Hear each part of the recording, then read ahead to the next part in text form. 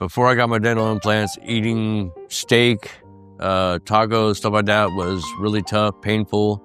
Even though it was painful, I still toughed it out, got through it. But now that I have dental implants, I'm able to eat the things that I enjoy. I'm looking forward to Thanksgiving, eating foods that I couldn't eat before, family events, Christmas dinner. The worst part for me was the appearance, being social with other people I didn't know.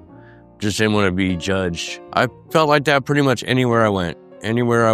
I felt embarrassed. But now that I have them, I go everywhere, I smile, eat the foods I want, and enjoy life. I'd been struggling for about 15 years before I got my dental implants. And the reason I came to the conclusion of getting them is basically because my family and my grandkids. I have 3 grandkids, and I just like playing with them. Smiling, laughing. Oh, I feel free all the time now. It's a whole new life for me. I have 0 regrets on getting dental implants. From this day forward, it's the best choice I made in my life. If you are struggling with not having teeth, you want to change your life for the better, I would definitely hurry and get in and get it done.